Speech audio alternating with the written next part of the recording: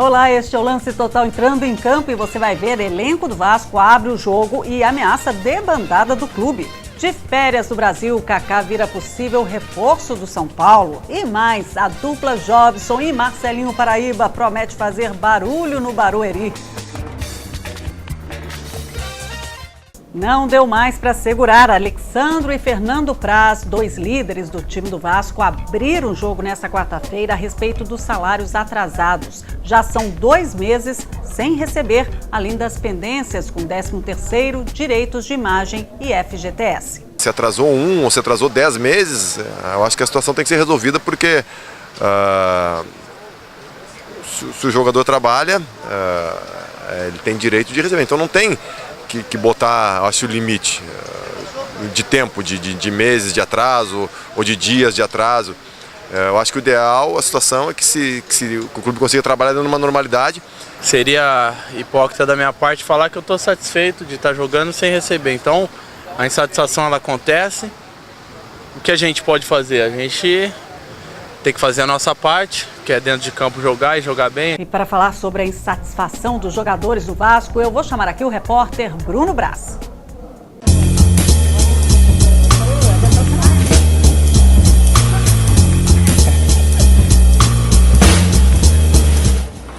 Bruno do céu, que situação, hein? Uma debandada, já imaginou, lá do Vasco? A diretoria está levando isso a sério, está tomando alguma providência? A situação está cada vez mais difícil lá, né? A gente não pode esconder do torcedor.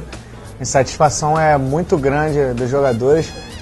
Quando começaram esses problemas, ainda no ano passado, eles tentavam manter internamente esses problemas.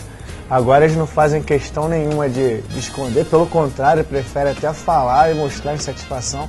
Satisfação muito grande, 2 meses de salário atrasado, fora FGTS, tem jogadores do elenco que não recebem direitos de imagem já há uns 5 meses. É uma situação caótica. Qual a situação assim, pior dos jogadores? Estão todos no mesmo time, falando assim, ou tem alguns em situação pior, como o Juninho, por exemplo, que tinha refez o acordo, antes recebia só um salário mínimo, agora recebe por são casos e casos, assim. Todos iguais estão na situação do salário, estão todos com 2 meses de salários atrasados. Alguns, porém, têm de receber questão de direito de imagem, por exemplo, tem Diego Souza e Alexandro, que chegam a 5 meses sem receber direito de imagem. Eles possuem salários um pouco maior, depende também muito dessa questão, né? Porque tem o salário, tem os direitos de imagem, então tem alguns aí que estão... Pior situação, né? E aí pensando nessa questão aí de caso a caso, como é que fica também as renovações, né? Porque tem contratos por empréstimo, como é que está essa situação também agora ainda mais alarmante, não? O pior ainda é porque além dessa situação de salários atrasados, que é geral e afeta inclusive também os funcionários do clube. Funcionários também? Os funcionários também estão com salários atrasados. Alguns contratos de empréstimo estão chegando ao fim. São eles principalmente o Éder Luiz e o Felipe Bastos. E daqui a 1 mês esse contrato vai se encerrar. Eles pertencem ao Benfica, os dois estão muito valorizados, principalmente o Éder Luiz, que o Benfica cobra 4 milhões de euros para o Vasco ficar com o Éder Luiz. O Vasco está tentando fazer, de alguma forma, levantar esses recursos, porque o Vasco quer manter esse jogador. Mas é uma situação complicada e, além disso, o Vasco já sofre concorrência de outros clubes. Tem clubes do Brasil que estão interessados no Éder, o Palmeiras, o Grêmio. O Fluminense já foi especulado, apesar de oficialmente dizendo que não tem interesse. Mas a gente sabe que tem o caso do Thiago Neves como exemplo, que o Fluminense não pode esquecer. Fica quietinho e de uma hora para outra ele aparece. Enfim, mas sofre concorrência bastante grande. Ainda tem o Renato Silva e tem o Juninho, né? Apesar do Juninho, assim, o Juninho ele está insatisfeito com a forma o novo contrato, o novo acordo que ele fez, prevê ele receber por jogos. E de todos os jogos que ele fez na temporada, ele só recebeu janeiro e fevereiro, né? Então, os outros jogos não foi cumprido, né? Agora é muito louco você pensar como é que o Vasco, não é só o Vasco, vamos ser também justos, né? Que sofre com essa situação.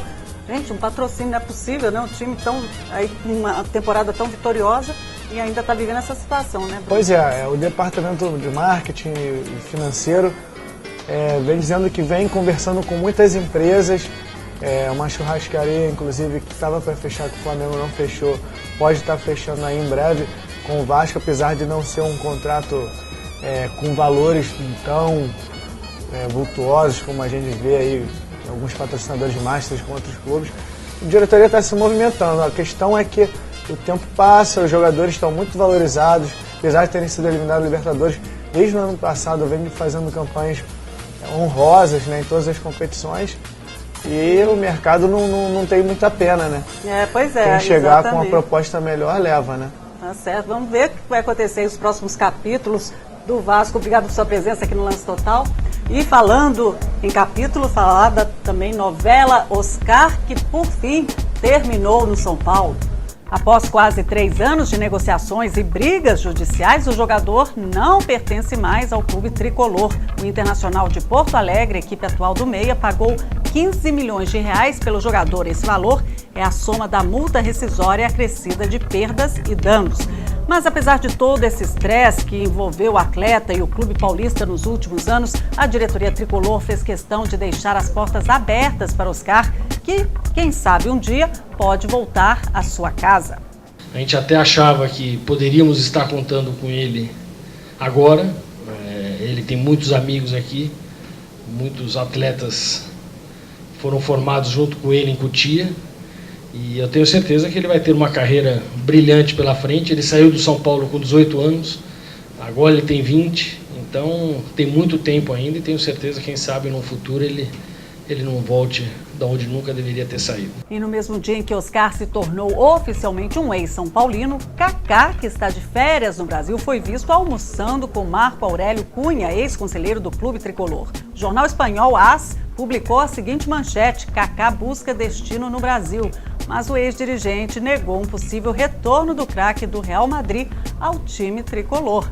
Mais um dia sem Ronaldinho. O Meia não embarcou com a delegação rubro-negra para o Piauí, onde o Flamengo fará um jogo amistoso nesta quinta-feira. Foi o 3º dia seguido de ausência do camisa 10. O jogador já havia sido liberado para acompanhar a mãe, Dona Miguelina, que passou por uma cirurgia para a retirada de um tumor da mama em Porto Alegre. Mas nessa quarta ele estava sendo aguardado para viajar com a equipe. Ronaldinho não avisou que ficaria fora do amistoso. E no Ninho do Urubu, o último treino antes do embarque para Teresina foi bastante movimentado, mas não nos gramados. Nonô Figueiredo, piloto da Stock Car, apareceu com um carro que tem o mesmo patrocinador do Mengão. Empolgado, Wagner Love até entrou no poçante e recebeu algumas dicas do piloto profissional. Pois é, e mesmo com o desfalque de Ronaldinho, Joel Santana voltou a mostrar seu bom humor. Você tá dando certo. Não sabe. Não! Vamos lá. Entra aí, Joel. Você é mulher, né? E fim do mistério. O primeiro jogo da semifinal da Libertadores entre Santos e Corinthians, no dia 13 de junho, será na Vila Belmiro. O Peixe havia cogitado levar a partida para o Morumbi, estádio do São Paulo, para faturar mais com a bilheteria. Mas a decisão foi tomada nesta quarta-feira em reunião no Comitê de Gestão do Clube da Vila Belmiro. Já a partida de volta, no dia 20 de junho, será no Pacaembu. Na expectativa para o duelo com o Santos, o goleiro Cássio, que tomou apenas 2 gols em 7 jogos, disse que o Timão está pronto para enfrentar a pressão na casa do adversário. Campo pequeno e é um campo muito bom, né? O campo lá da Vila sempre foi um campo bom. Então isso pode ajudar que nosso time tenha um bom toque de bola e até para acertar a marcação. De repente, com um campo menor, a gente consegue encurtar mais a marcação. Nessa quarta-feira, completou um ano do início das obras da Arena Corinthians, estádio sede da abertura da Copa de 2014 no Brasil. A obra já está 40% concluída e os primeiros assentos já foram instalados. Após a boa largada no Campeonato Brasileiro, o Botafogo, líder da competição, ganhou uma notícia ainda mais animadora. Andrezinho está recuperado de uma distensão que sofreu na coxa e estará à disposição para o jogo contra o Cruzeiro, semana que vem no Engenhão. Mas Andrezinho não está garantido entre os 11 titulares, isso porque quem entrou no time tem dado conta do recado. A gente tem que deixar bem claro que o mais importante é o Botafogo, né? A gente fica feliz, né, de saber que mesmo com os desfalques, né, não só eu, como o Antônio Carlos, agora que ficou fora de 2, 3 partidas, como Marcelo Matos, que também ficou fora de algumas partidas, e teve jogadores que entraram e sim deram conta do recado. E eu venho dizendo isso desde a minha chegada aqui no Botafogo, de que Você com um time bom, você vai ganhar jogos, vai ganhar clássico, mas para ganhar campeonato você tem que ter grupo. E se a briga por um lugar no meio-campo alvinegro está acirrada, a venda de Elkson para o futebol europeu pode aliviar essa disputa. Mas, ao contrário do que disse o empresário do jogador, o presidente Maurício Assunção negou ter recebido uma oferta de 11 milhões de reais do Bolonha, da Itália. Todo mundo dizendo que tem oferta pelo Elkson, tem oferta pelo Elkson, tem oferta pelo Elkson. Eu falei, pô, que legal, mas cadê a oferta pelo Elkson? Cadê o papel aqui na minha mesa dizendo qual é o valor que eles querem dar pelo Elkson? Até agora não chegou absolutamente nada. Gabriel Andrés, vamos à verdade dos fatos. Elkson vai ou fica?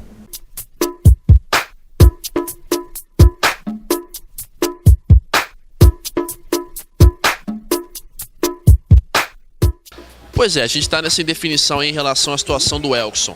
O presidente Maurício Assunção disse que não houve nenhuma proposta chegando na mesa dele.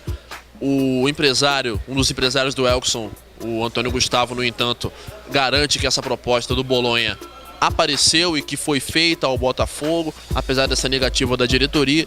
Enfim, a verdade é que na Itália se fala muito do Elkson e se fala muito bem, porque o Elkson é um jogador jovem, tem 23 anos e, segundo os meios de imprensa da Itália, é um jogador que estaria fisicamente pronto para jogar o futebol como italiano. Então eu não posso afirmar se realmente houve ou não houve essa proposta. O fato é que na Itália se fala muito dele, a Juventus também esteve interessada no Elkson.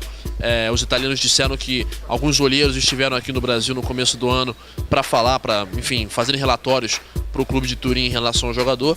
De qualquer maneira, o interesse dos italianos no Elkson não é uma novidade, é uma coisa que já vem de muito tempo, mas o fato é, o Bolonha teria feito essa proposta, só que o Botafogo diz que ainda não recebeu. Vamos aguardar.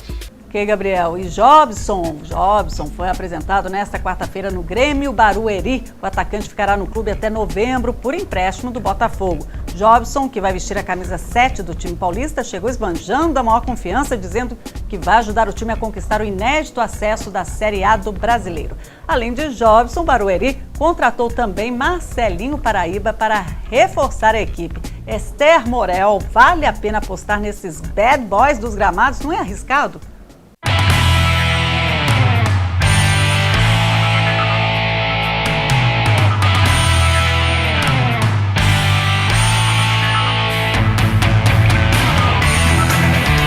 As contratações de Jobson e Marcelinho Paraíba para o Grêmio Barueri são duas contratações muito boas, considerando a experiência de todos os dois jogadores, apesar dos problemas extracampo. Caso eles consigam se recuperar e fazer um bom futebol, eles realmente têm grandes chances de se dar bem no Grêmio Barueri. O próprio presidente do Grêmio Barueri já declarou que é mais fácil que eles se recuperem no Barueri devido ao tamanho do clube, que é menor do que os clubes que eles estavam acostumados a jogar. Tá certo, Esther. Vamos ver no que vai dar, né? A FIFA e o Comitê Organizador Local da Copa do Mundo de 2014 lançaram nesta quarta-feira o slogan do Mundial. A frase escolhida foi "Juntos num só ritmo". Além disso, foi divulgada também a tabela da Copa das Confederações. A competição, que vai do dia 15 ao dia 30 de julho de 2013, teve 6 sedes confirmadas: Rio de Janeiro, Brasília, Salvador, Belo Horizonte, Fortaleza e Recife. As duas últimas, no entanto, podem ficar de fora se não concluírem as suas obras a tempo. A FIFA só vai bater o martelo sobre as sedes da Copa das Confederações em meados de novembro. O que já está certo é que o Rio de Janeiro só vai receber a seleção brasileira se ela chegar à final do evento. Assim como na Copa do Mundo, o Rio não será a casa da seleção. Torcemos e temos certeza que o Maracanã vai receber o jogo do Brasil. É óbvio que esse xadrez da Copa do Mundo ele faz parte de uma coisa que não diz respeito só à organização, diz respeito à competição em si, aos jogos. E que isso a gente tem que torcer. Eu tenho certeza que o Rio de Janeiro e o Maracanã especialmente vai conseguir entrar para a história com um grande jogo da seleção. Pois é, neste evento no Rio de Janeiro estiveram presentes Bebeto, membro administrativo do COL, o ministro do Esporte Aldo Rebelo e o secretário-geral da FIFA, Jerome Valk, aquele que falou que o Brasil merecia um chute no traseiro. O representante da entidade negou que em algum momento tenha pensado em tirar a Copa do Brasil. The weather is nice. It's a beautiful weather in May and June, it seems. I will not come back on what has happened. I will not come back on what I've said. I will not come back on the polemic. I would just want to say that It was agreed between us, and I hope that Minister Rebelo will consider that it's how we will be partners to deliver this World Cup, because that's the commitment we have, that's the deal between Brazil and FIFA, and we will work together in order to deliver the best World Cup. Daime Ramírez deixou os Minas para ser a primeira estrangeira do Campinas, novo time da Superliga que será comandado por José Roberto Guimarães.